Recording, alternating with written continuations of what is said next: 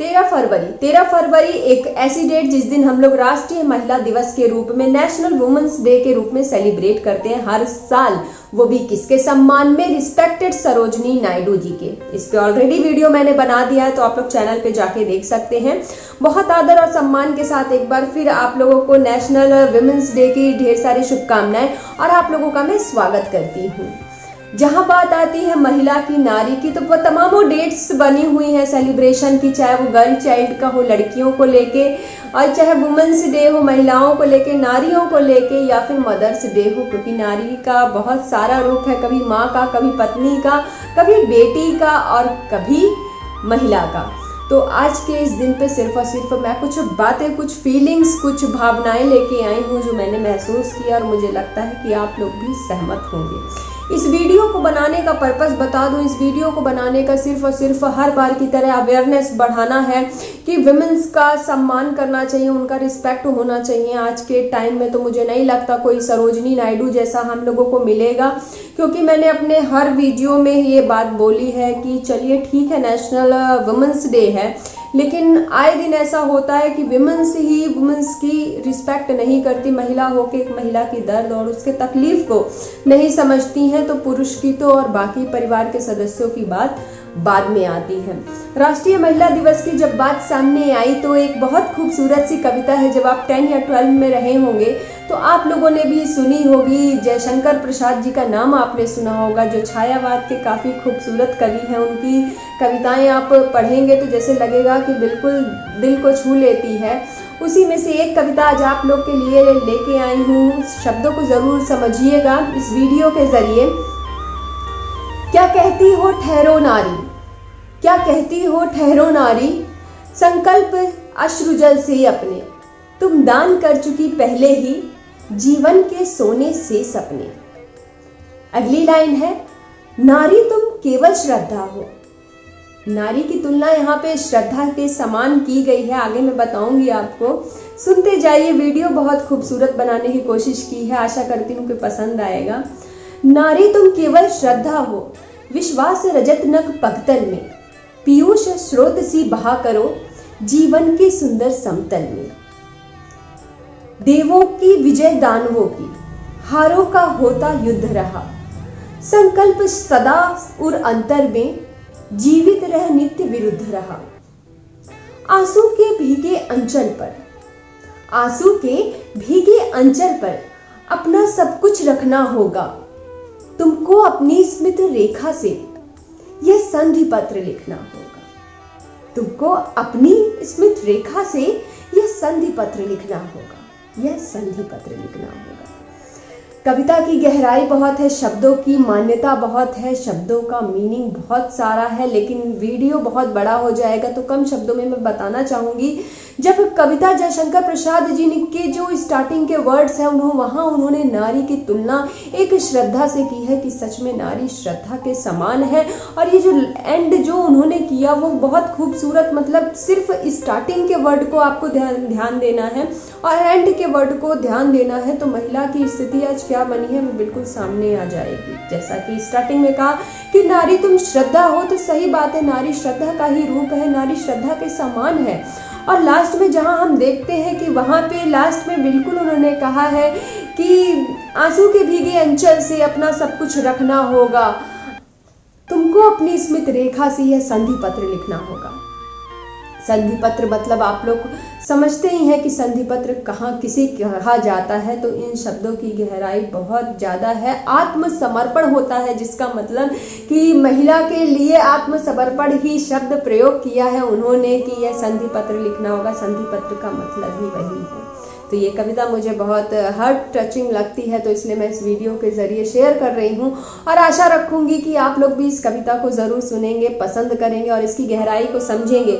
लेकिन ये जो कविता बनी हुई है और जो महिलाओं की आज सच्चाई है सामने, जैसा कि मैंने अपने बहुत से वीडियो में बोला हुआ है कि महिलाओं की अभी ऐसा समय है कि हम उन्हें सबसे पहले, अगर आप पूछेंगे हर महिलाओं की, अगर मैं सबका मन छू पा रही हूँ वुमेन्स का जो मुझे सुन भी रहे हैं, तो वो सबसे पहले एक रिस्पेक्ट आता है। सबसे पहले एक रिस्पेक्ट आती है और डिग्निटी आती है एक वुमेन्स के लिए।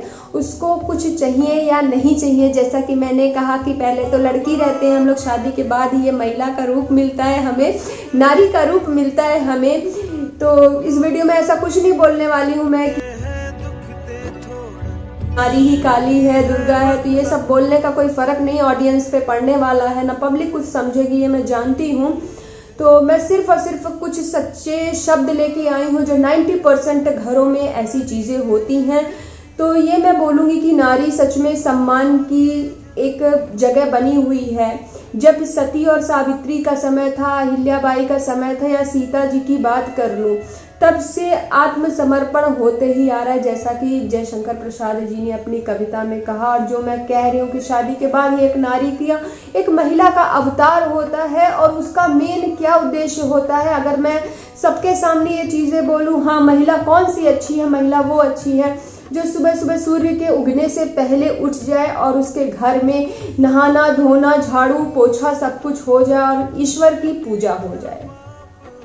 अगर इसमें वो कहीं भी चूकती है, कहीं से भी गलती हो जाती है शादी के बाद, या वो उठने में लेट कर देती है, या उसने एक दिन उसका मन ना किया, इच्छा अंदर से नहीं हुई, तबीयत ठीक नहीं है, किसी कारणवश उसने पूजा नहीं की, या सुबह सुबह बच्चों का टिफिन बनाना है, फैमिली में और परिवार के साथ कुछ ऊपर नीचे चाय समय से नहीं मिली, तो ये जो है एक परमानेंट एक ड्यूटी जो मुझे लगता है कि शादी के बंधन के साथ ये बांध दिया जाता है। क्योंकि हर घर में यही होता है, शादी के बाद बस लगता है उसी लिए। इवन माहौल ऐसा बना हुआ है घर का कि बच्चे और परिवार ऐसी आज हम लोगों ने परवरिश दी है कि उन्हें भी, चाहे वो बच्चे हो, चाहे नंद हो, चाहे देवर हो, पूरी फैमिली की मैं बात कर रही हूँ, एक ज्वाइंट फैमिली को सामने रख के ये मैंने वीडियो बनाया है कि अगर एक ज्वाइंट फैमिली की बात करें और नई कोई शादीशुदा लड़की जब आती है, एक महिला का प्रवेश उस घर में होता है, तो लोगों को ये आशा रहती है कि हाँ अब हमें चाय मिलेगी, अब कपड़ा धुल दिया जाएगा, प्रेस कर दिया जाएगा। लेकिन सिर्फ और सिर्फ अगर 1 घंटे उस लेडी, उस महिला के मन से अगर कोई पूछे, जो कोई नहीं पूछता, तो उस समय क्या चल रहा होता है, इस चीज़ को मैं बहुत अच्छे समझ सकती हूँ। क्योंकि शादी के बाद बहुत, अभी तो मैच्योरिटी का लेवल बहुत ज़्यादा हो गया है, शायद कंडीशन से सब कुछ चेंज हो चुकी है, लेकिन काफ़ी कुछ दिमाग और मन में चल रहा होता है, जिस समय उसको सिर्फ और सिर्फ क्या चाहिए होता है, थोड़ा सा गौरव, थोड़ा सा मान सम्मान, और सबसे बड़ी चीज़ कि थोड़ा सा सपोर्ट हर फैमिली से चाहिए होता है, चाहे वो इन लॉज हो, चाहे वो देवर हो, चाहे नंद हो। लेकिन यहाँ सब कुछ अपोजिट होता है। बहुत से घरों में ये बात कहने में मैं बिल्कुल भी नहीं चूकूंगी, और ना मुझे संकोच हो रहा है कि बहुत से घरों में आज भी यही बना हुआ है कि एज ए सपोर्ट उसको सपोर्ट नहीं देना है। हाँ, वो एक बहुत बड़ा सपोर्ट बन के आई है कि सबको टाइम से उसको सब कुछ कर देना है, और उसके बाद भी सब कुछ करने के बाद भी जब रात का समय होता है और सारा काम फिनिश हो जाता है और फिर अगली सुबह होती है, तो कुछ ना कुछ हर घरों में ताने सुनने होते हैं। चाहे वो एक पैर पे, कहा जाता है कि एक सुबह से लेकर रात के अगर 12 बजे भी घर का इंसान अगर बाहर कमाने गया आता है, तो वो औरत जगी रहती है उसको 2 प्लेट में गरम रोटी सेक के देने के लिए, या फिर सुबह की गर्म चाय की बात हो जाए। तो ये सब नॉर्मल की बात है, डेली की मैं बात कर रही हूँ कि नारी वो शक्ति है। सच में नारी में बहुत इतनी सोचने और समझने की क्षमता होती है कि अगर वो किचन में काम कर रही होती है तो उसको ये ध्यान होता है कि बाकी घर में क्या हो रहा है, कहीं पानी का नल खुला तो नहीं, कहीं गैस पे चाय है गिरी तो नहीं, दूध उबला कि नहीं, गर्मी का टाइम है, दूध नहीं उबाला जाएगा तो दूध फट जाएगा, नाश्ता का टाइम हो गया है तो हाँ जो मेंस है उन्हें नाश्ता समय से चाहिए, बच्चों के टिफिन में आज ये बनाया है तो कल क्या बनेगा। और रात में सब कुछ खिलाने के बाद अगर रोटी खुद के लिए सिर्फ और सिर्फ एक, ये नेचुरल चीज़ है। देखिए हम गिन के नहीं बनाते, बहुत से घर में होता है कि हाँ 4 रोटी उनको खाना है, 2 रोटी उनको, लेकिन मोस्ट ऑफ द टाइम कभी कभी ऐसा ज़रूर समय आता होगा जब परिवार को खिलाने के बाद उस महिला के लिए अगर टिफिन में रोटी नहीं भी बची है तो ना वो खुद के लिए बनाने जाएगी, अगर वही कोई और भूखा रहेगा, कमी हो गई, तो वो तुरंत किचन में जाके आटा गूंथने में और रोटी बनाने में बिल्कुल नहीं संकोचेगी, लेकिन खुद के लिए वो बहुत सोचेगी कि हाँ हम कैसे बनाएं, या नहीं बनाते हैं चलो ऐसे ही सो जाते हैं।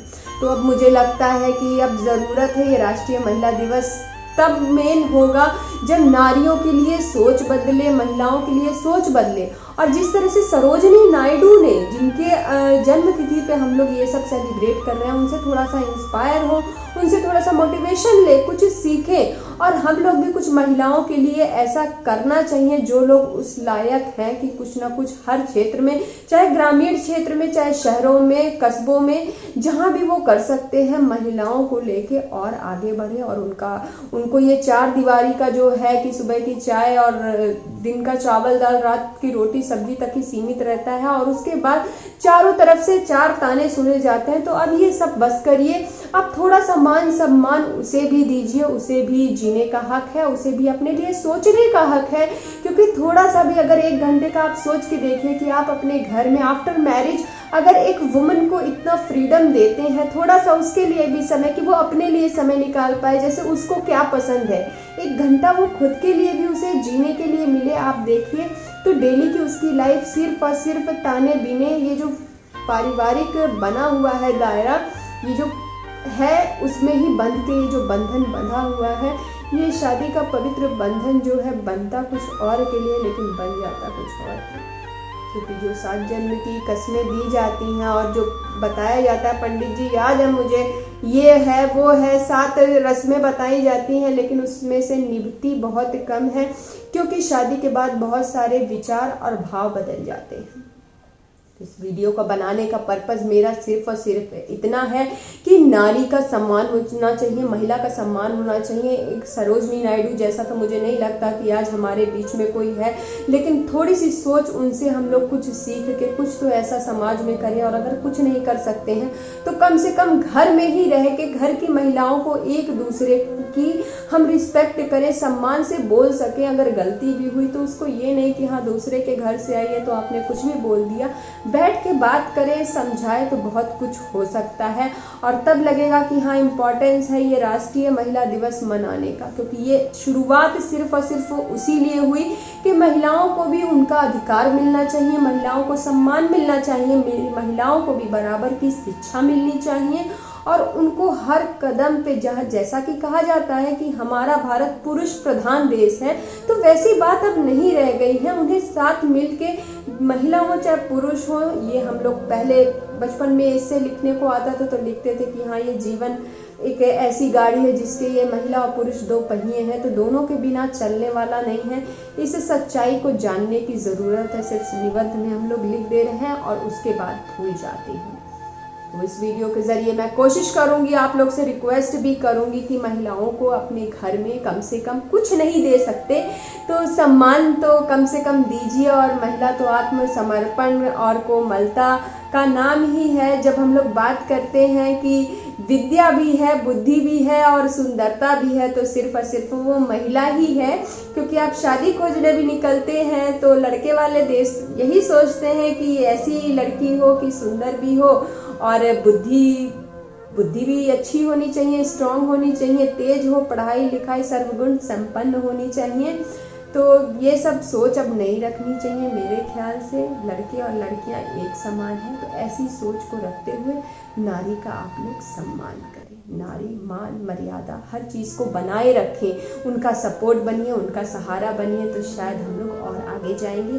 और कुछ ना कुछ जो हमारी अपकमिंग जनरेशन आ रही है, जैसा कि मैंने कहा कि नंद है चाहे देवर है, जेठ जेठानी देवरानी बच्चे हैं, घर का माहौल आज की डेट में ऐसा बन गया है कि जब एक नई बहू घर में इंटर करती है, आती है, तो बच्चों और बाकी फैमिली को यही लगता है कि हाँ हम इनको डांट सकते हैं, या हम इनको, वहाँ ये नहीं रहता कि भाभी है तो मेरे से बड़ी है, या फिर हमें सम्मान करना चाहिए, मान करना चाहिए, हमें भी उनको सपोर्ट करना चाहिए, हमें भी उनको खाने के लिए पीने के लिए पूछते रहना चाहिए। बट यहाँ सब कुछ अपोजिट होता है क्योंकि हमने परिवार का दायरा वैसा बना रखा है। तो अब ज़रूरत है थोड़ा चेंज होने की, थोड़ी पेरेंटिंग को भी चेंज करना, थोड़ा अपना गार्जियनशिप जो है वो चेंज करने की। जो हमारा सोच है हम इस तरह का बनाएं कि हमारे बच्चों के मन में, या हमारे घर में देवर ननद जो भी हैं, अगर छोटे हैं तो उनके मन में ये ना आए कि हाँ ये आई हैं तो हमको चाय बना के नहीं देंगी तो बस कुछ भी बोल देना है, या नाश्ता समय से नहीं मिला तो कुछ भी बोल देना है, बिल्कुल ऐसा ना हो।